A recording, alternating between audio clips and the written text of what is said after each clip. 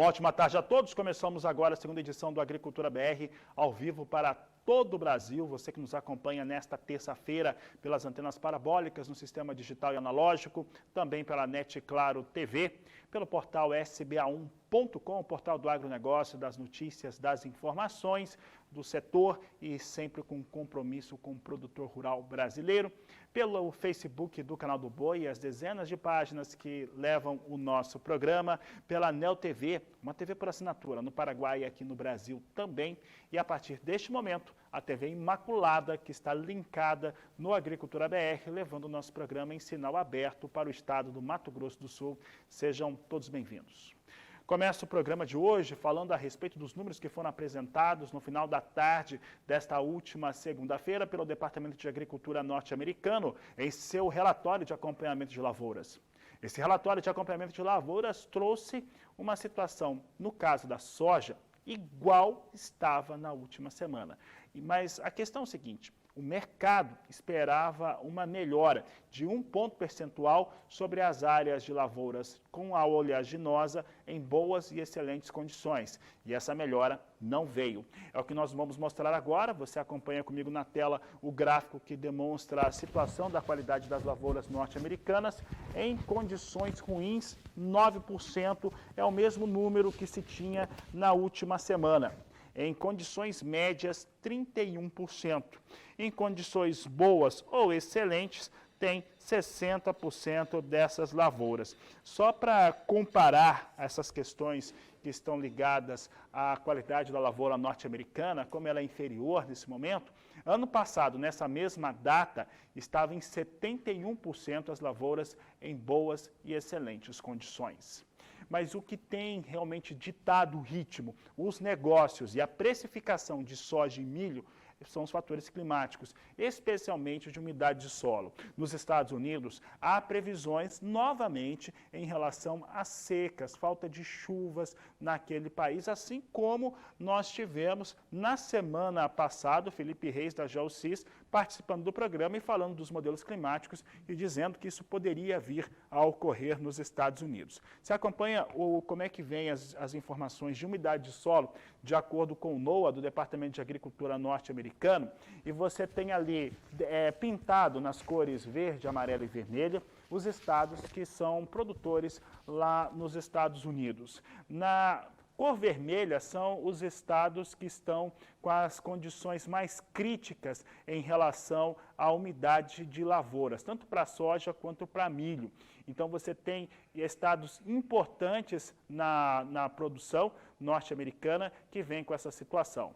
Na cor verde, que também chama bastante atenção, são aqueles que estão com a condição ruim, mas não tão ruim assim. Ela vem com 20% de áreas insuficientes de umidade. Entre esses estados ali em destaque na cor verde, que é menos pior, estão Illinois e também Iowa, que são os estados de maior produção nos Estados Unidos. Já na cor amarela, que é mediano entre 21% e 39%, outros estados importantes na produção, como Ohio, Kansas e Nebraska, que são estados relevantes na produção de soja e também milho. E esse mapa aí do NOAA, ele é uma fotografia desta última segunda-feira, né? Então, nessa última segunda-feira, a condição desses estados produtores era essa em relação à umidade de solo. E é ele que vem traçando, trazendo essas situações em relação à soja negociada na Bolsa de Chicago. Eu trago agora em destaque como é que vem os negócios com as lavouras, para a soja, principalmente com os negócios com soja na Bolsa de Chicago. Vem em alta hoje, não é uma alta tão expressiva como a de ontem e nem como nós tínhamos nas primeiras horas hoje de pregão para a soja em Chicago. Mesmo assim, vem com valores em elevação no curto prazo. Posição de julho ganha 0,15%, vindo para $13,59 o bushel. Agosto, 13 dólares 40 centes mais 4 bushel, alta de 0,28%.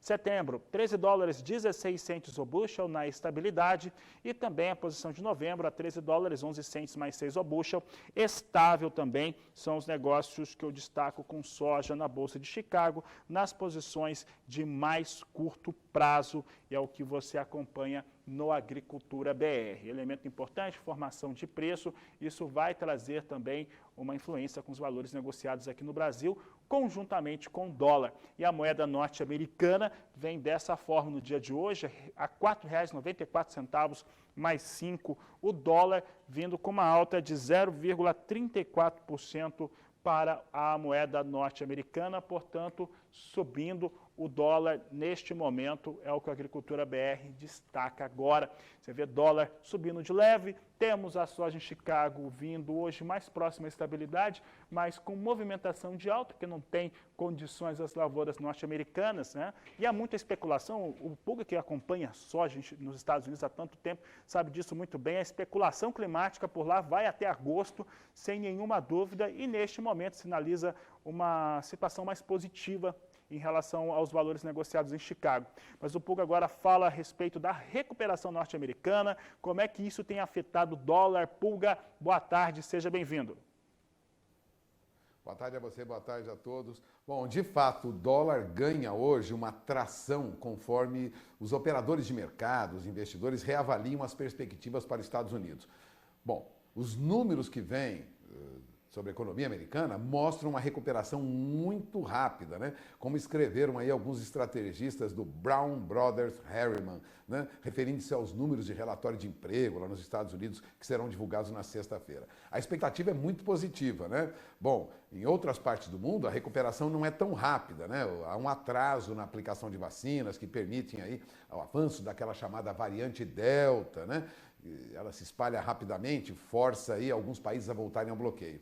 Mas os Estados Unidos, isentos dessa onda, apresentam números positivos. Por isso o dólar se valoriza não só frente ao real, viu? Frente ao real, vale lembrar, por pouco não chegou lá de novo nos R$ 5,00. Chegou na máxima R$ 4,97 mais 10. Passou um pouquinho de R$ 4,97. Mas agora opera com uma alta menor de 0,32% na faixa de R$ 4,94. Ou seja, o dólar se estabiliza, pelo menos nesta semana, abaixo de R$ 5,00, o que já é, vamos dizer assim, uma notícia alvissareira, né? A taxa de juros aumenta, a perspectiva é de entrada de dólares aqui. Agora, o dólar não se valoriza apenas frente ao real, não, viu? O dólar se valoriza frente a outras moedas, inclusive o dólar index. Agora há pouco, tinha uma alta de 0,21%. Lembrando, aquele dólar index é um cálculo que se faz comparando o dólar com as moedas dos países mais fortes, como dinheiro japonês, dinheiro também libra, dinheiro da Inglaterra, dinheiro da Europa, o euro. Portanto, mostra, de certa maneira, esse índice a comportamento do dólar. O comportamento do dólar não sobe, portanto, só aqui, sobe lá fora também, há uma valorização do dólar. É lógico que isso encontra aqui no Brasil algum incentivo diante aí de problemas que continuamos tendo aqui, aumento dos impostos, contas do governo, discussões no Congresso. Isso interfere, o mercado de câmbio é muito sensível, viu, Fabiano? E quem acompanha a programação do Canal do Boi sabe, o câmbio é muito sensível a fatores políticos, econômicos, sociais, ou seja, sofre muita influência. Por isso, há até uma brincadeira, né? Uma piada no setor que diz que o câmbio, o dólar, foi criado justamente para desarmar economistas. É difícil fazer uma previsão, mas a perspectiva é de que o dólar se mantenha em trajetória de baixa ou pelo menos em níveis mais baixos do que R$ 5,00. Agora eu gostaria de destacar uma outra notícia, viu, Fabiano? É que nós temos um volume maior de recursos para construir armazéns no Brasil.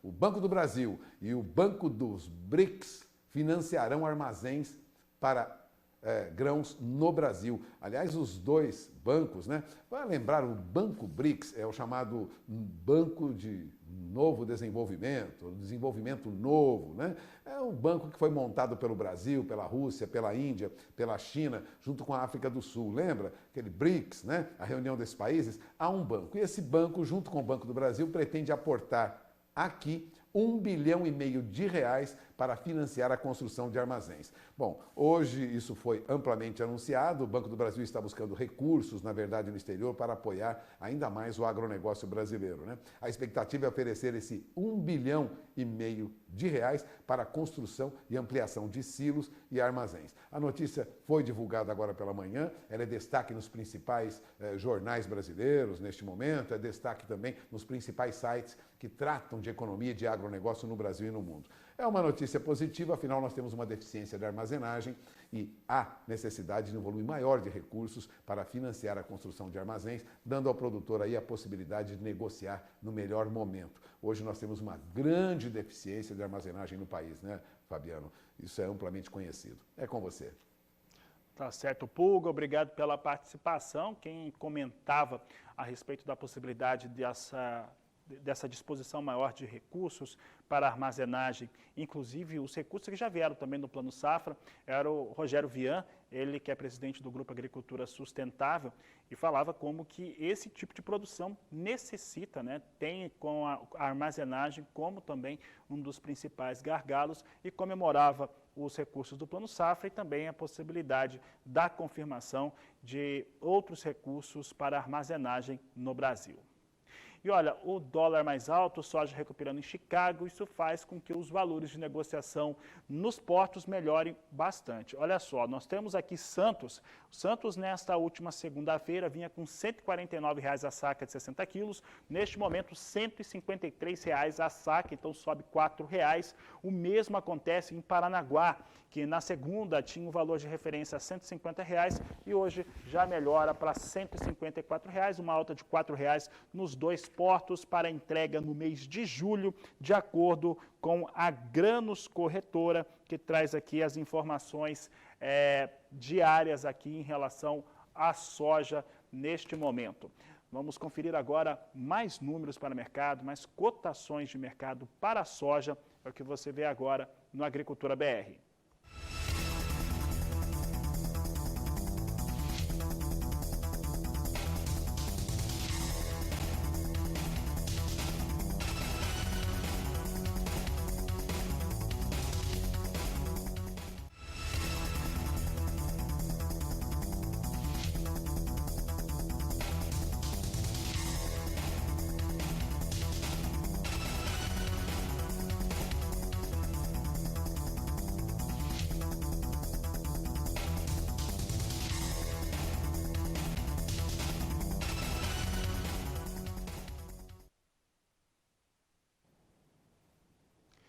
E o Agricultura BR segue trazendo as informações relacionadas às questões do direito de propriedade, direito também dos indígenas e principalmente o respeito que é devido no campo.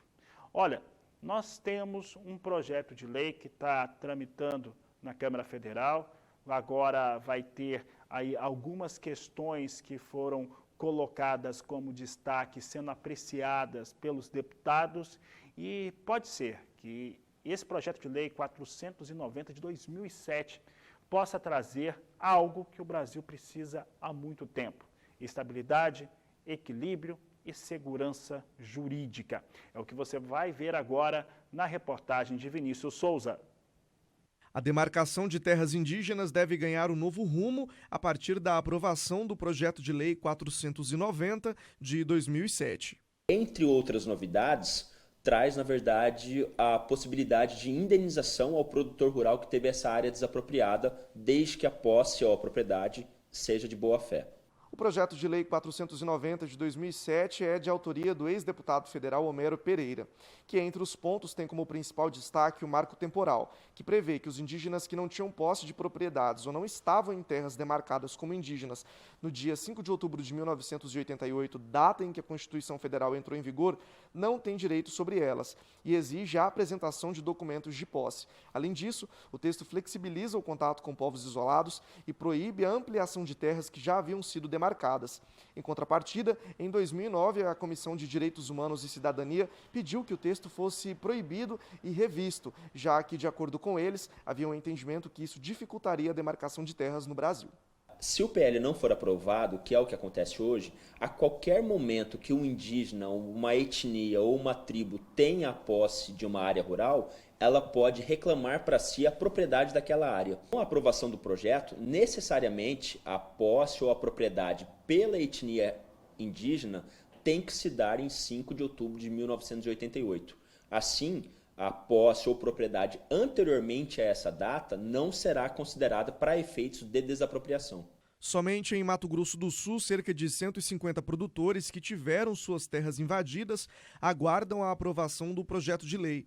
Dessa maneira, seguindo o que está proposto, o governo deverá indenizar a esses produtores, que não conseguiram reaver a posse de suas propriedades.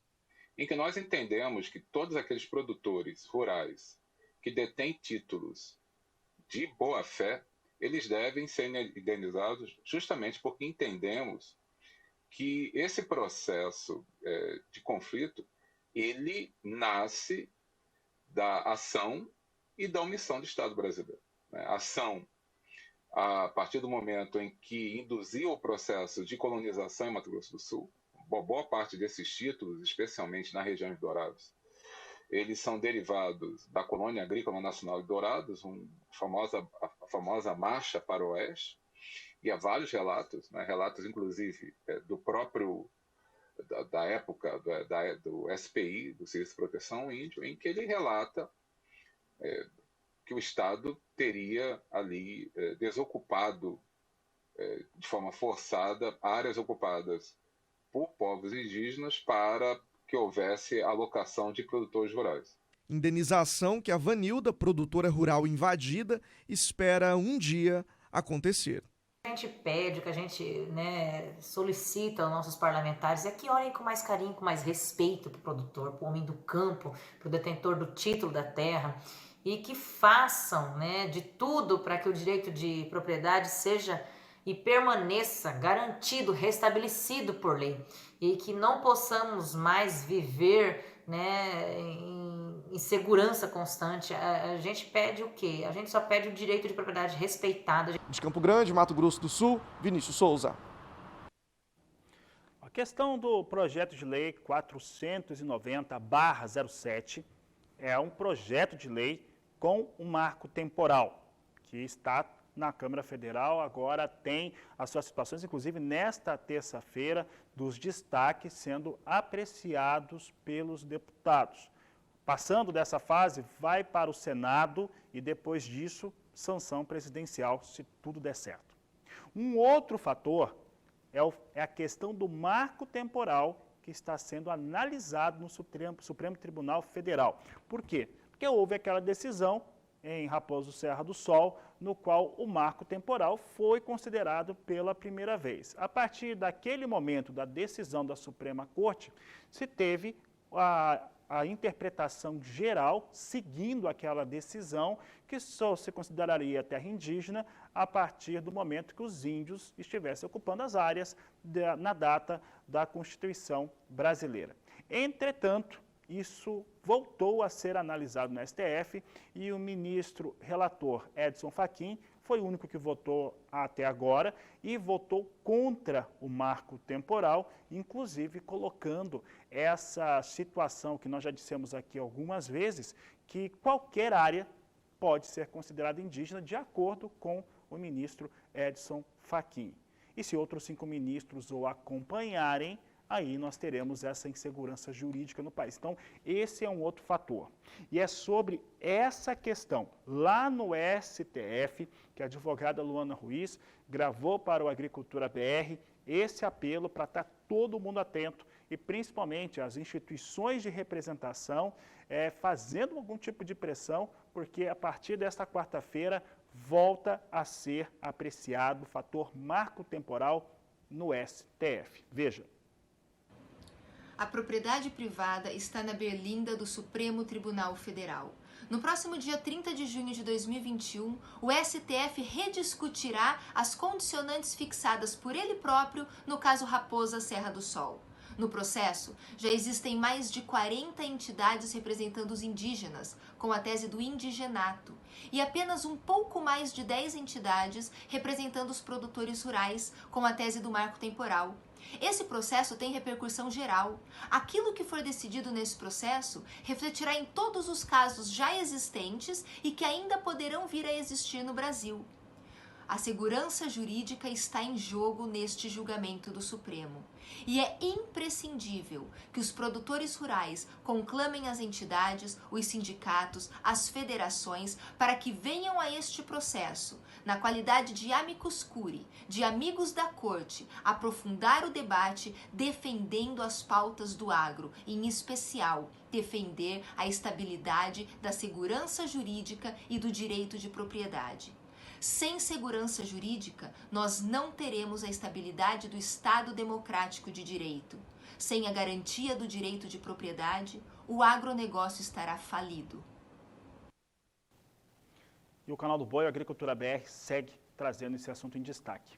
No próximo bloco, o assunto é produtividade do milho. Vamos saber das questões ligadas ao Mato Grosso, ao estado do Paraná, também fronteira com o Paraguai, que vive um problema muito sério em relação à perda de produtividade. E você vai saber de tudo que acontece com o clima no Brasil e também, claro, essa grande massa de ar frio que está sobre o país, derrubando as temperaturas, com risco de geada no Mato Grosso do Sul e Paraná. Nós vamos para o intervalo e voltamos já.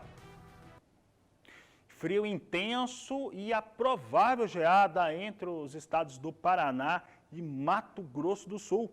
Este é um dos assuntos agora da previsão do tempo no Agroclima com Renata Ferreira. Boa tarde, Renata. Boa tarde, Fabiano. Boa tarde a todos. Ontem o dia já foi bem frio em grande parte das áreas produtoras e para hoje a previsão é de que esse cenário não mude muito, viu? Na verdade, ele vai se intensificar e a onda de frio mais forte deve chegar amanhã, com chance para geada desde o Rio Grande do Sul, interior também de São Paulo e de Mato Grosso do Sul. O ar frio também vai atingir as demais áreas do centro-oeste e norte do país e a partir de quinta-feira a massa de ar polar começa a perder intensidade e aos poucos aí as temperaturas devem subir. Mas até lá vamos ver como fica o tempo para algumas culturas, né? Bom, nos próximos dias a chuva será fraca e isolada entre Santa Catarina e também Paraná. No entanto, os índices de água no solo seguem dentro do aceitável para as atividades aí de plantio e desenvolvimento do trigo. No centro-oeste, o ar polar também avança e leva frio até o estado de Goiás. As menores temperaturas serão registradas em Mato Grosso do Sul. Em Dourados, a mínima pode chegar aos 2 graus na quarta-feira e hoje 1 grau com chance aí para geada. Em relação à chuva, até o dia 12 de julho não teremos aí chuvas no centro-oeste brasileiro, o que favorece as atividades de colheita do algodão, né? No sudeste, o frio chega com menor intensidade e atinge áreas aí de citros, hortaliças, cana-de-açúcar e até regiões de café. E falando de chuva, Fabiano, nos próximos 5 dias, ela fica mais concentrada nas áreas litorâneas de São Paulo, também Rio de Janeiro e Espírito Santo. Para hoje, tem previsão de chuva ao longo do dia na costa de São Paulo, Rio de Janeiro e também sul de Minas. Atenção aí às rajadas de vento de mais de 50 km por hora entre o sul paulista e também norte carioca. No Nordeste, o dia será de poucas mudanças, viu? Faz sol em toda a região, mas ainda pode chover de forma isolada aqui no litoral. Pelo interior, o ar mais seco e quente ainda predomina. Pelo norte do país, para hoje, a previsão é de chuva em boa parte da região. Em Rondônia, o tempo fica aí fechado, mas sem chuva, e o dia deve ser chuvoso no Acre e sul do Amazonas. Nos demais estados, a previsão é de apenas pancadas isoladas. Fabiano, é isso? É com você. E por aqui vamos falar a respeito da quebra de produtividade do milho. E a quebra de produtividade do milho no estado do Mato Grosso, na região de Sorriso, que é o maior produtor de grãos do país, tem uma média entre 35% até 40% de perdas, algo que chama muita atenção e traz muito impacto sobre os resultados finais da campanha 2020-2021 em segunda safra, é o que nos mostra agora o repórter Valdir Pacheco. A colheita do milho segunda safra aqui em Sorriso, na capital nacional do agronegócio, no médio norte de Mato Grosso, está em torno de 25% a 30%. Mas a preocupação do setor é com a quebra da produtividade, que está muito alta nesta safra. Eu converso agora com o presidente do Sindicato Rural, Silvano Felipeto. Felipeto, já tem uma estimativa mais ou menos desta quebra de safra aí? Sim, Pacheco, estamos realmente muito preocupados, né? Vínhamos falando, acreditávamos numa quebra de 15% a 20% antes do início da colheita. Porém, quando colocamos as máquinas no campo, aí, começamos a colher os primeiros talhões, inclusive em áreas irrigadas, né, de pivô central, o pessoal começou a nos relatar aí uma preocupação grande devido às quebras, que mesmo sendo áreas irrigadas, que a gente achava que não iria ter quebra, tinha quebra. Quando colocamos as coletadeiras nas áreas normais, fora de pivô aí, a quebra está chegando entre 30% e 40% em comparação ao ano passado, né? Então, ano passado tem talhões que nós colhíamos 150, 140, esse ano estamos colhendo 100 sacas por hectare. Então, a quebra é muito grande. E olha, no estado do Paraná, ainda falando sobre questões climáticas e que causam perdas de produtividade, no estado do Paraná teve geada nesta última madrugada, teve em várias partes do estado, inclusive tem risco de geada novamente para o Paraná em praticamente todo o estado. Mato Grosso do Sul também tem uma situação muito semelhante da região central e sul mato-grossense.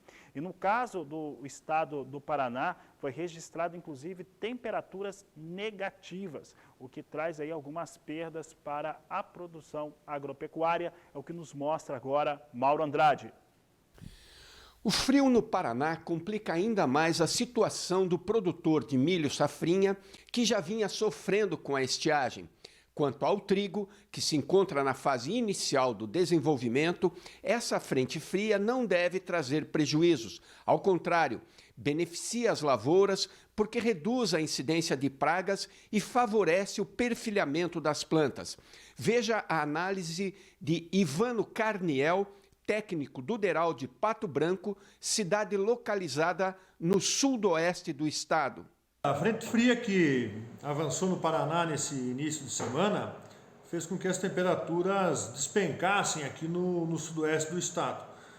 As mínimas registradas nessa madrugada de segunda-feira foram de 3 graus negativos. A última grande frente fria foi há 2 anos atrás, né, onde as mínimas registradas foram de menos 3,2. A nossa grande preocupação por parte do produtor, evidentemente, fica centrado na cultura do milho, tendo em vista as previsões de geadas para os próximos dias. É importante salientar que aqui na nossa região sudoeste, nós temos estimado aí em torno de 180 mil hectares, o que representa 7% a 8% da área de milho plantado nessa época do ano aqui no Paraná. E nós já, tendo em vista os problemas com estiagem, algumas geadas que nós tivemos recentemente, nós já trabalhamos com uma redução de produtividade aqui que deve girar em torno de 3.700 a 3.900 quilos por hectare. De Londrina, no Paraná, Mauro Andrade. E olha, no estado do Paraná ainda está se calculando qual que é o prejuízo que foi causado com essa geada nas áreas de produção de milho e também de trigo. No caso do milho, já se fala em 60% de redução de perdas por conta dessa última geada entre terça e quarta-feira. E o milho já teve redução diária e também perda de produtividade por conta da estiagem, claro, o atraso que teve com a colheita da soja. Você vai ver agora qual que é a preocupação de produtores e também de quem demanda milho na região. O Jaime Zorzeto, que é um comprador de grãos, comprador de milho na região do município de Pato Branco, no estado do Paraná, mandou um vídeo falando como que está essa situação paranaense. Estou aqui para falar sobre o clima que ocorreu hoje, né, a geada forte que a gente teve. Infelizmente, não teve nenhuma área que escapou da geada. pegou geada em todas as regiões do município. Poucos milhos estavam no escape aqui na nossa região e a gente vai ter uma perca muito grande. Nós já viemos de uma seca muito forte e a gente acabou perdendo em torno aí de 40%, 30% com a seca. E agora com a somatória dessa geada, a gente pode chegar aí com uma perca de quase 70% de todo o milho comparado com a safrinha do ano passado. Então, eu acho que no máximo aí nós vamos ter uma produtividade média de 50 sacos por hectare, aí, aproximadamente na nossa região, no nosso milho safrinha. É uma região significativa, a região de São Miguel do Iguaçu aqui é muito forte em safrinha, 100% praticamente safrinha. E toda a região onde abrange a beira-lago aqui, a gente acabou pegando essa geada. Então a gente está avaliando ainda as percas, porque vai ter muito milho, às vezes mais atrasado, algum no estágio mediano. Mas a gente está torcendo para ter um pouco mais de áreas mais avançadas, mas a gente vai acabar fazendo essa avaliação aí durante a semana e vai saber um pouco melhor os números aí. Mas olhando na questão de quantidade de perca, a princípio estamos avaliando aí uma perca em torno de 60% da safrinha do ano passado. Isso foi ali na região do município de Pato Branco. Agora, o produtor Sidney Fuchs, lá de Corbélia, claro, também no estado do Paraná, hoje mais cedo, esteve nas suas lavouras para ver o que causou a geada desta última madrugada. E o cenário encontrado foi desolador. Acompanhe. Nesse vídeo aqui, hoje, dia 29 de junho de 2021, estamos aqui no município de Corbélia, no oeste do Paraná, dando uma conferida nas lavouras para ver que nível foi essa geada aí. Só para ter uma ideia, no lugar que eu estou aqui é alto, dá uma olhada em roda, como se tem uma visão, né? Então vamos entrar na lavoura agora aqui para dar uma analisada. Ó, já dá para ver só no barranco da estrada aí. Aqui é uma lavoura das propriedades que nós temos que fica mais no alto. Aqui é difícil perder com geada. Olha a situação do milho. O milho que tava milho verde.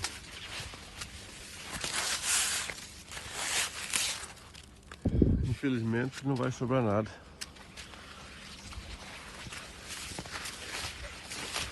Vamos entrar mais para dentro um pouco para a gente ter uma noção do como é que foi a geada mais para dentro do milho. O milho ainda com um potencial muito bom. Se não fosse a geada, claro, mas o que vai sobrar aí?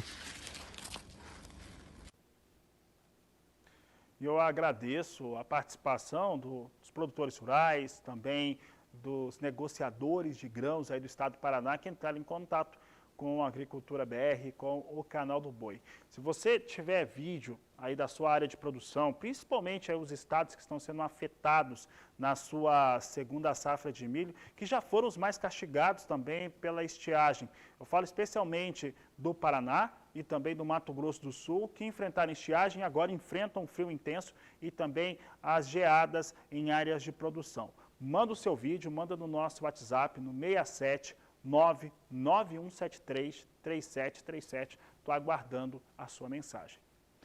Sigo falando de milho agora, mas eu falo de milho lá nos Estados Unidos, porque os norte-americanos divulgaram no final da tarde desta última segunda-feira o seu relatório de acompanhamento de lavouras, que mostrou piora no quadro de qualidade do cereal norte-americano que está sendo cultivado. Campanha 21-22, você vê aqui o que aconteceu por lá. O primeiro fato que aconteceu aqui é a elevação das áreas em condições ruins e muito ruins. Subiram um ponto percentual, subiram de 7% para 8%. Você vê as áreas de lavoura agora, ou regulares, médias ou regulares, que sobe de 28%, aliás, sai de 28% para 29%. E as que estão aqui na condição boas e excelentes, elas caem, se recuam de 65% para 64%, de acordo com o relatório de acompanhamento de lavouras do Departamento de Agricultura norte-americano. E é claro que quando a gente fala desse quadro, e na abertura dessa edição do Agricultura BR, eu mostrava um mapa, que é do NOAA, mostrando as áreas norte-americanas que estão com problema de umidade de solo. E são vários os estados produtores que estão com uma condição pouco favorável. Isso afetou positivamente os mercados nesta segunda-feira e também vinha trazendo o mesmo efeito nesta terça. Nós temos aqui milho mais uma vez em alta, posição de julho a $6,88 mais 4 por bushel. A alta neste momento, mercado apontando para 1,92% nos negócios. Setembro com elevação de 0,76%. Posição negociada a $5,62 mais 4 por bushel. Dezembro com alta também de 0,87% a $5,52 o bushel. E a posição de março também em alta 0,86%, $5,59 mais 4 por bushel. Mercado precificando os mapas climáticos dos Estados Unidos e principalmente mapa de umidade de solo, melhora o valor para a soja e também milho na Bolsa de Chicago, reflexo direto para a soja negociada, principalmente no porto brasileiro, mas também milho acaba se beneficiando com preço internacional mais alto. Voltamos a falar a respeito da PL 490 e para falar desse tema que é fundamental para o produtor rural, porque traz, através do marco temporal, a garantia para os produtores rurais de direito de propriedade e segurança jurídica no campo. Eu converso agora com a repórter Berenice Leite, que está em Brasília e nos traz as informações. Berenice, boa tarde, seja bem-vinda. Boa tarde, Fabiano. A reunião aqui na frente parlamentar da agropecuária teve início agora há pouco e hoje, especialmente com a participação do ministro-chefe da Casa Civil, general Luiz Ramos. Também está aqui a ministra da Secretaria do Governo, Flávia Arruda, e entre os principais temas que serão discutidos hoje está aí a demarcação de terras indígenas, também a reintegração de posse, o PL 827, que você bem disse, os vetos do Congresso Nacional com relação aí à renegociação de dívidas e faixa de fronteira. Nós, a imprensa, seguimos acompanhando aqui do lado de fora, a reunião é fechada, está sendo transmitida pela internet, para quem quiser acompanhar, mas a gente segue aqui aguardando, porque ao final o presidente da FVA vai conceder aí uma entrevista coletiva, bem como também o ministro-chefe da Casa Civil. A gente traz a repercussão dessa reunião aqui hoje ao longo dos nossos telejornais. Fabiano. Tá certo, Berenice, obrigado pela participação, bom trabalho aí, uma boa tarde para você. Por aqui o Agricultura BR segue e daqui a pouco nós vamos falar a respeito de outros mercados. Destaque para o mercado do café e também aquilo que vem ocorrendo com os preços praticados no país. Eu volto já. E de acordo com o Conselho de Exportadores de Café do Brasil, o Secafé, a liberação de recursos do Fundo de Defesa da Economia Cafeeira, o FUNCAFé, totalizou 79,7%. As informações trabalhadas pelo Secafé são do Ministério da Agricultura e você confere agora comigo na tela. Veja só a quantidade de recursos liberados, 4.370 bilhões de reais no ciclo 2020-2021 para um total contratado de 50.490 bilhões de reais, portanto 79,7%, como dissemos. Vamos falar de mercado então? Café em Nova York é o destaque do Agricultura BR agora. Nós já temos café na tela, temos sim, e café recuando. Depois de 2 pregões seguidos aqui de alta, café em Nova York cai, vai caindo cerca de 1,5 pontos neste momento. Posição de julho, $1,60 mais 50 a libra peso. Setembro, $1,61 mais 15 por libra peso. Dezembro, $1,64 mais 5 e março, $1,66 mais 70 por libra peso. São os negócios com café arábica em Nova York.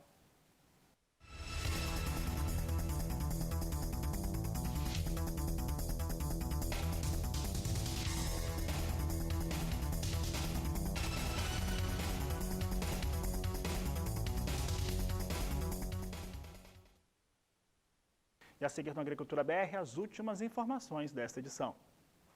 Minuto final dessa edição do Agricultura BR, veja comigo como é que vem os negócios com soja na Bolsa de Chicago. Soja em Chicago que vinha em estabilidade até na abertura do programa, vinha ganhando logo no começo do dia, depois estabilidade com a oleaginosa. Isso ocorre principalmente por conta da especulação climática que há sobre as áreas de lavoura norte-americana, que sofreu com a situação de pressão negativa na última semana, com quedas bastante expressivas nos últimos 10 dias, mas hoje a situação se inverte porque clima muda e olha só o que nós temos, voltando para o campo positivo, o mais curto prazo é a posição de julho, $13,60 mais 6 o bushel, ganha 0,28%. Novembro volta para o campo positivo também, 0,11% de alta, $13,14 o bushel. Novembro é uma posição importante porque precifica a nova safra. Temos dólar, se tiver dólar, vamos para a tela da moeda norte-americana, R$ 4,94. Dólar segue subindo hoje, agora com 0,25%, mas uma alta menor do que na abertura do programa. Mais informações na terceira edição do Agricultura BR, hoje lá no Agrocanal. A todos uma ótima tarde, um grande abraço e até mais!